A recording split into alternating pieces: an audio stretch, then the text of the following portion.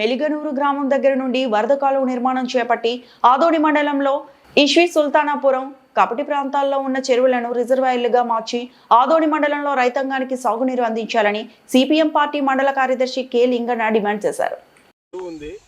ఈ చెరువును పరిశీలన చేయడం జరిగింది సిపిఎం పార్టీగా.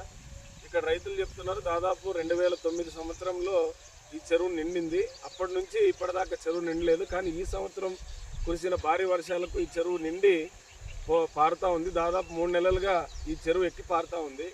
ఈ చెరువుకి దాదాపు ఒక 30 ఎకరాలు, అటువైపు వెనక భాగంలో కూడా కొండ భాగం కూడా ఉంది.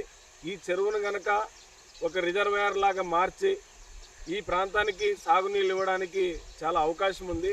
ఎందుకంటే ప్రభుత్వాలు ఇప్పుడు వర్షాలు వచ్చినటువంటి నీటిని నిలుపుకోలేకపోతున్నాం. ఈ సంవత్సరం కురిసిన భారీ వర్షాలకి తుంగభద్ర నదికి నుండి దాదాపు 500 టీఎంసీల పైగా నీళ్లు పోయినాయి.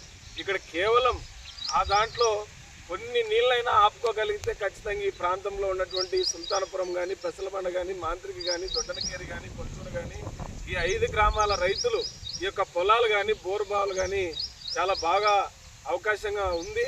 కానీ మరి పాలకులు ఆ రకంగా ఆలోచన చేయకోకుండా నిర్లక్ష్యం చేయడం సరైనది కాదు.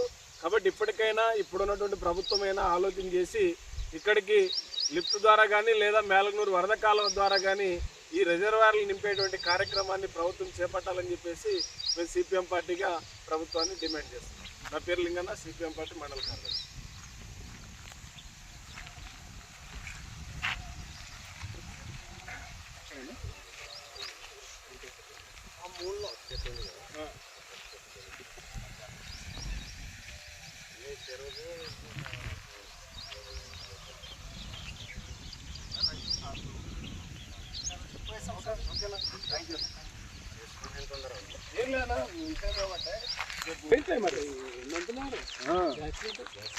నీకు ఇప్పుడు ఇక్కడ ఒక గేట్ లాగా పెడితే గేట్ ఎత్తుతా పోతాయి నీళ్ళు, లేకుంటే లేదు ఏంటికి పోతాయి ఇవన్నీ. ఇక్కడ ఏమంటే మనిషి ఎత్తు కింద పోతున్నాయి కాబట్టి వెళ్ళిపోతాయి కిందికి.